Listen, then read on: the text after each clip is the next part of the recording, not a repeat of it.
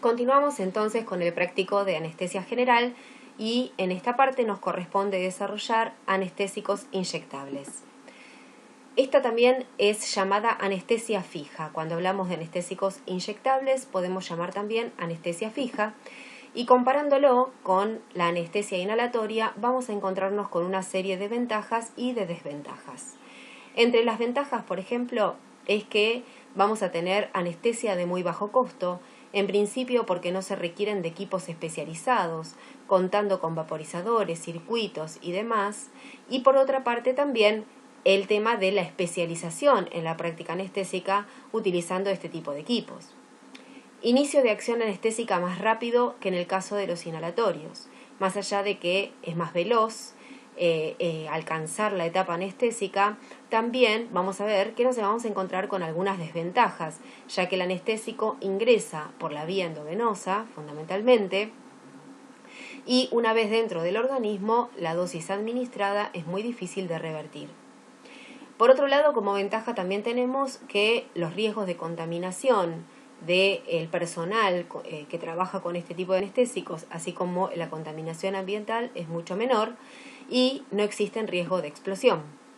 Sin embargo, dentro de las desventajas tenemos, por ejemplo, lo que acabo de mencionar, como que una vez que administramos el anestésico, a pesar de tener un efecto rápido, es irreversible posteriormente los efectos que se produzcan con este, ya que depende únicamente del proceso de metabolización y de excreción la disminución de la dosis dentro del organismo.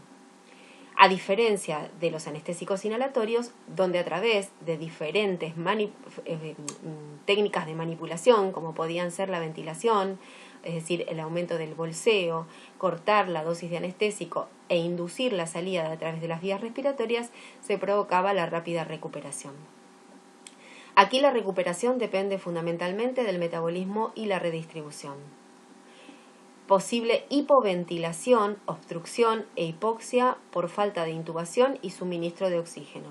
Muchas veces en la práctica de la anestesia fija no se utiliza un apoyo en cuanto a la respiración con suministro de oxígeno o intubación y esto a veces aumenta los riesgos de que haya obstrucción de las vías aéreas. En otras situaciones sí se apoya con estos elementos y entonces resulta aún más seguro.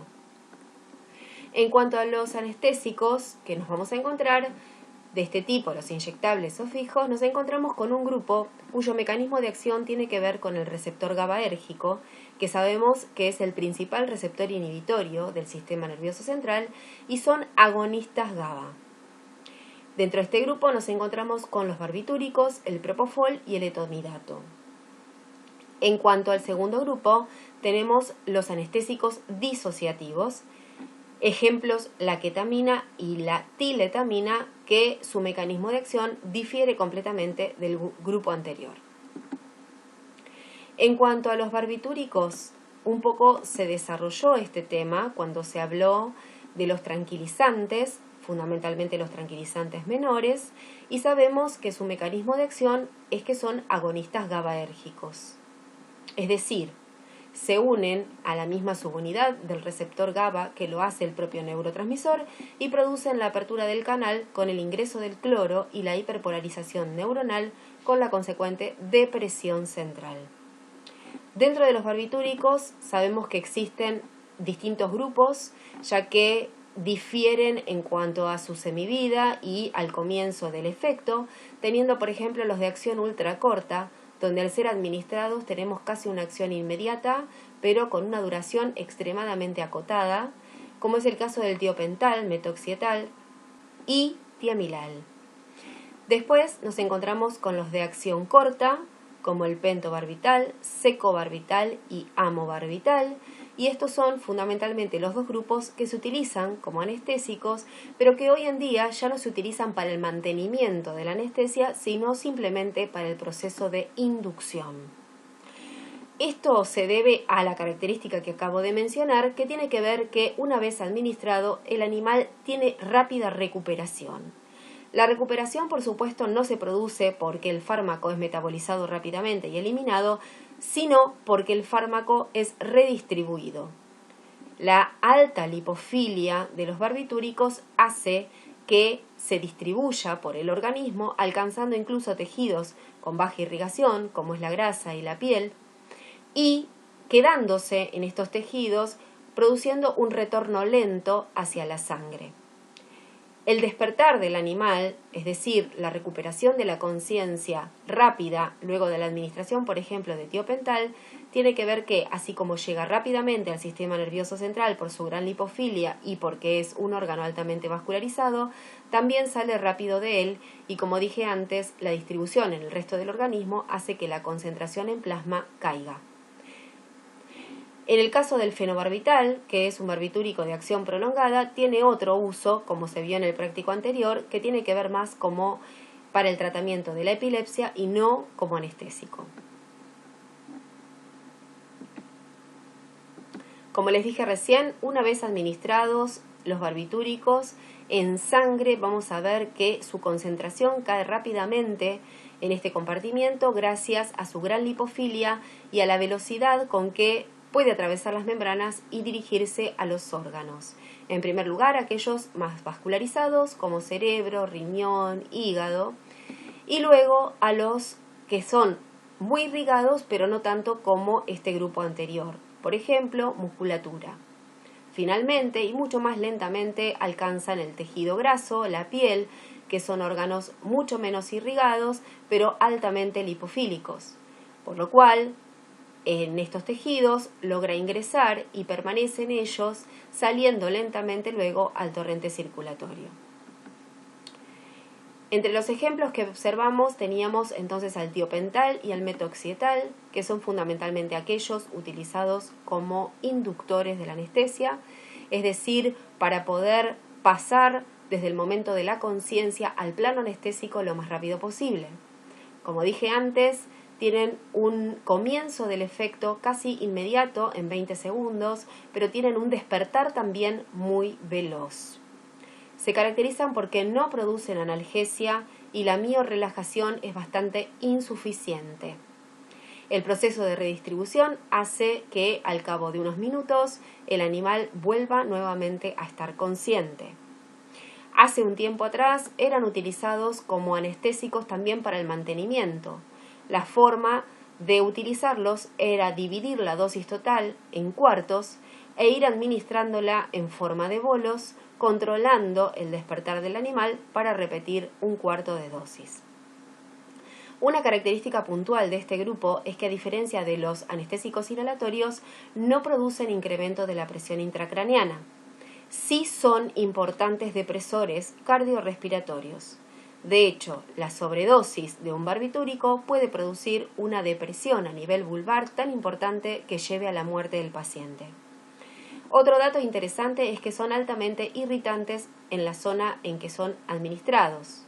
Hay que tener cuidado de que no ocurra extravasación para que no haya flebitis y necrosis local. En el caso del propofol, comparte el mecanismo de acción que tienen los barbitúricos. Son agonistas puro GABAérgico. Por lo tanto, también son importantes depresores centrales. La inducción y la recuperación es rápida, semejante a la del tiopental, aún mayor. También padecen el proceso de redistribución. Propofol es un fármaco más seguro que en el caso de los barbitúricos y hoy por hoy lo ha reemplazado prácticamente en su totalidad para este tipo de procedimientos. Durante la inducción puede haber cierta actividad muscular, que es una característica no deseada. Hay que tener mucho cuidado porque el formulado es un formulado tipo lechoso y es rápidamente contaminable. Hay que tener mucha precaución al ingresar la aguja y cargar la dosis, de que eso sea con máximo cuidado e higiene. Tener presente que tampoco son analgésicos, característica común con el grupo de los barbitúricos, y que son potentes hipotensores. Pueden producir una baja de la presión arterial importante debido a la venodilatación. Son depresores también a nivel cardíaco y a nivel respiratorio. En ambos casos, al utilizar propofol o al utilizar algún barbitúrico, es frecuente que durante el proceso de inducción se produzca una apnea transitoria. el animal realiza una inspiración profunda y puede ser que se quede sin respirar por unos segundos hasta que el ritmo respiratorio se recupera nuevamente. En el caso del propofol, compartiendo características con el grupo anterior, también disminuye la presión intracraneana.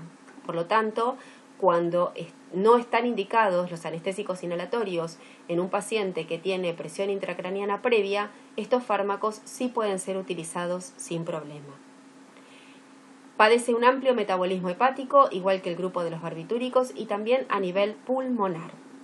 Hay que tener cuidado, sobre todo en pacientes cardiópatas, por la importante hipotensión que producen.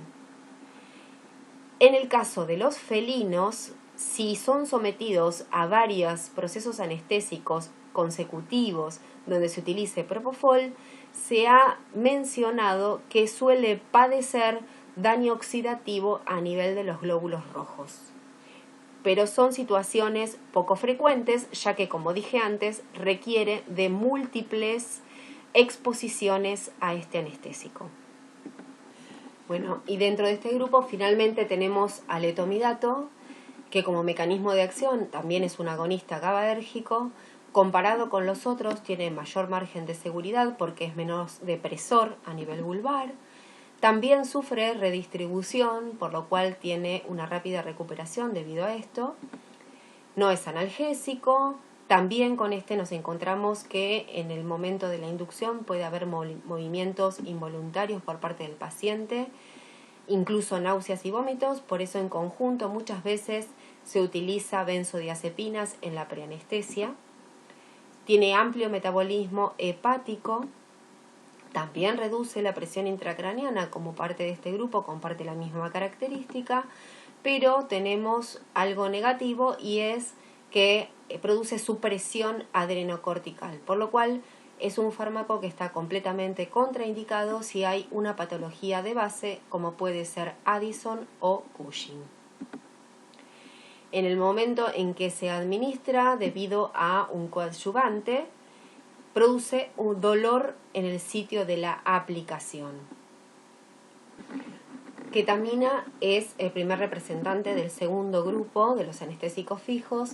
Dijimos que producen anestesia de tipo disociativa. Se llama de esta manera porque el paciente anestesiado con este tipo de drogas se encuentra como si estuviese despierto, pero completamente desconectado del medio ambiente. Es como un estado cataléptico. Aparentemente actúa sobre el sistema tálamo neocortical. Se produce entonces un corte entre los mensajes enviados por el sistema límbico y el reticular ascendente hacia la corteza y viceversa, de manera tal entonces, como dije antes, que el paciente permanece en un estado de desconexión. El mecanismo de acción es antagonista de receptores del glutamato a nivel de los NMDA puntualmente. Entre las características de los efectos que producen son excelentes analgésicos somáticos, sin embargo no producen analgesia visceral.